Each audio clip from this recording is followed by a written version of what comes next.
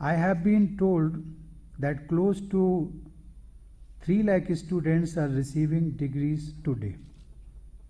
I am impressed by the numbers. With more than 2.5 lakh bachelors and more than 1,000 doctorates over the past 8 years, the university has made remarkable progress. I would like to tell each of you that your quest for learning and your faith in knowledge as an agent of change are really inspiring. The credit for this also goes to the teachers and administrators of the University of Kashmir. These achievements are not surprising because Kashmir has always been known as Sharda Desh, after the illustrious Sharda Peeth, which was a famous center of learning in ancient times. Equally inspiring is the success of female students. Just about half the students receiving degrees today are women. Not only that, when it comes to gold medals, I am told 70% of the winners are women. It is not just a matter of satisfaction, but also pride for all of us that our daughters are ready to perform at the same level as our sons and sometimes even better. It is this belief in equality and capabilities that needs to be nurtured among all women so that we can successfully build a new India, an India which is at the forefront of the Comity of Nations.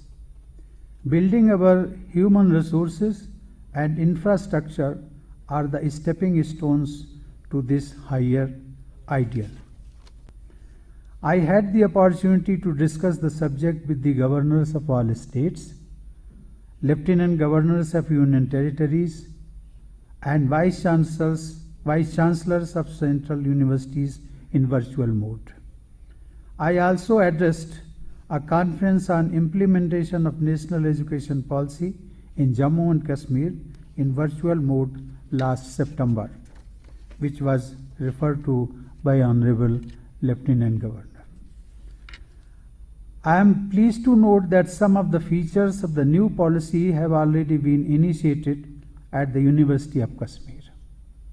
Besides constituting a committee to devise a roadmap for the timely implementation of the policy, several academic courses have been realigned to meet the objectives of this policy.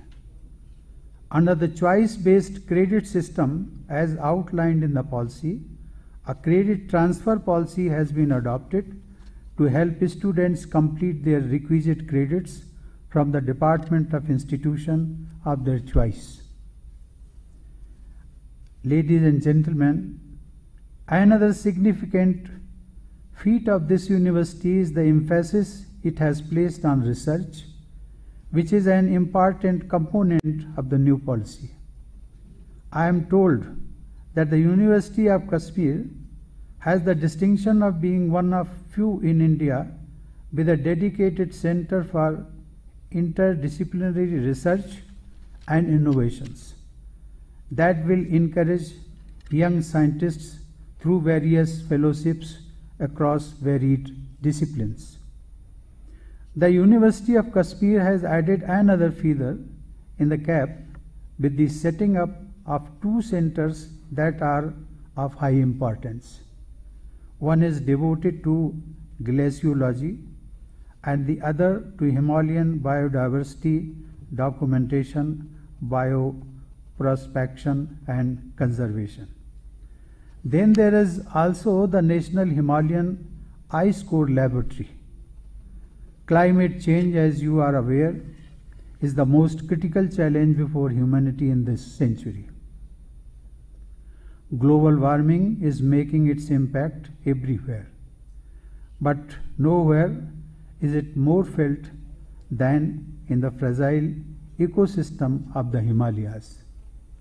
I am confident that these two centers of excellence and the laboratory will help Kashmir and also show the way to the world in combating climate challenges and nurturing nature. Above all, I am glad to know that your university has responded to the pandemic in a most praiseworthy manner. The entire world has been facing a difficult time. The coronavirus has impacted all walks of life, and education is no exception. Fortunately, technology provided a solution. Schools, colleges, and universities across India have continued to provide education in the online mode. After the outbreak last year, the University of Kashmir immediately shifted to online modules and made e-resources available to its students. Moreover, it also supported the administration by providing quarantine facilities at its main, north, and south campuses. It shows how a university's contribution to society can go far beyond imparting education.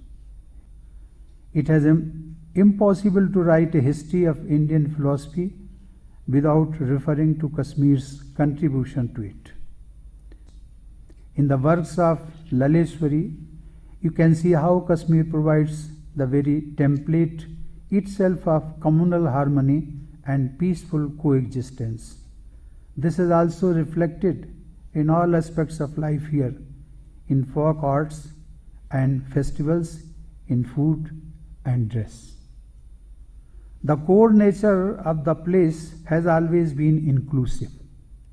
Almost all religions that came to this land embraced a unique feature of Kashmiriyat that shunned orthodoxy and encouraged tolerance and mutual acceptance among communities. Ladies and gentlemen, I take this opportunity to urge upon the younger generation of Kashmir to learn from their rich legacy. They have every reason to know that Kashmir has always been a beacon of hope for the rest of India. Its spiritual and cultural influence has its imprint all across India. It was most unfortunate that this outstanding tradition of peaceful coexistence was broken. Violence, which was never part of Kashmiriyat, became the daily reality. It is alien to Kashmiri culture, and it can only be termed as an aberration, a temporary one, much like a virus that attacks the body and needs to be purged. Now there is a new beginning and determined efforts to regain this land's lost glory. Ladies and gentlemen, democracy, I firmly believe, has within it a capacity to reconcile all differences and also a capacity to bring out the best of citizens' potential. Kashmir, happily, is already realizing this vision. Democracy lets you build your own future, a peaceful and prosperous tomorrow. The youth and women especially have high stakes in it, and I am sure they will not let go of this opportunity to rebuild lives and rebuild Kashmir. As Kashmir has turned a new leaf, exciting new possibilities are opening up. The whole of India is watching you with admiration and pride. Kashmiri youth are scaling new heights in a variety of sectors, from civil service exams to sports and entrepreneurial ventures.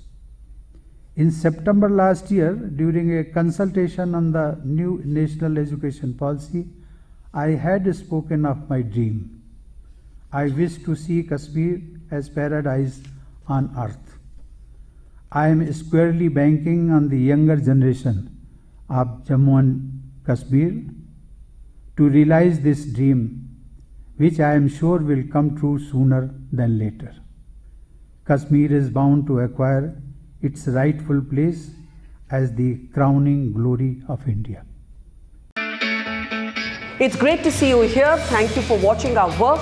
If you haven't subscribed yet, don't forget to click the bell icon and subscribe to Mojo Story and support independent, robust journalism.